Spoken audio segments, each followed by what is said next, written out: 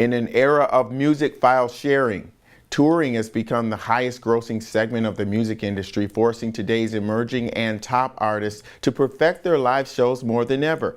And a small town in Pennsylvania of 9,300 people is the nation's hub for the gear that helps America's biggest acts put on the highest grossing shows. The WSJ's John Jurgensen is here to discuss that. John, how are you? Doing well, thanks. This town, it's called Lititz, is where a lot of the things you see at major shows are actually dreamt up and made. There are more than a dozen companies that make up this cottage industry that you described. Can you explain what they do? Well, think about some of the biggest concerts going on in the industry right now. Your Katy Perry's, your Justin Timberlake's, etc. These companies that are based in Pennsylvania in Lititz provide pretty much everything except for the music, the stage designs, the sound, the lighting, and pretty much a lot of the big spectacle. They aren't the only ones in the business who do this job, but they're responsible for a good part of what we see on these major tours. And there's a building there that's designed to bring some of the biggest acts to town. It's the largest rehearsal space in the world. Why would these bands travel all the way to Pennsylvania just for a rehearsal space? Yeah, it seems a little counterintuitive. This is a direct result of these concert tours becoming more and more complicated and complex and very high tech. So it takes anywhere from 3 to 6 to 8 weeks even to rehearse a tour before it goes on the road, and that's without the band showing up.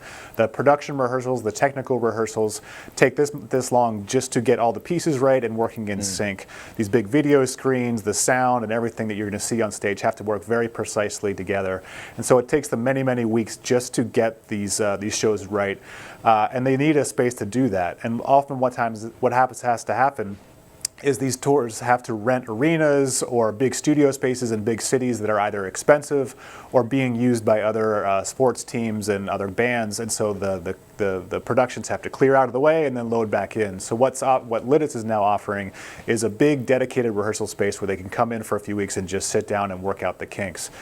They do expect bands to show up there and do some rehearsals at the end of these tech rehearsals, maybe get the band on stage and working with the gear, but that's not the principal motivation for the rehearsal space. And that being said, they are trying to prepare for the rock stars to show up. And who are some of the people that will be taking advantage of this?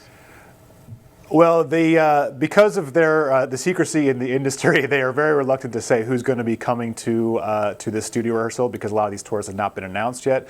But U2 is expected to be one of the first bands to be in there, and had agreed to come down there to Lititz to rehearse the stage show. However, U2's tour and album got postponed until next year, so they're likely to be showing up much later. Well, there's only a handful of people that are really doing concerts of this scale, so we could probably figure them out between the two of us, huh? The owners still have a problem, though, because the town isn't really equipped with the kind of accommodations that rock stars might expect. What are they doing to remedy that? Well, I think it is a bit of an open question. You know, where will the rock stars stay when they come to Lititz? I mean, that being said, Lancaster is very nearby and has some nice hotels and a lot of nice restaurants in the area. But this is Amish-country, where you see horse and buggies moving on the roads very frequently.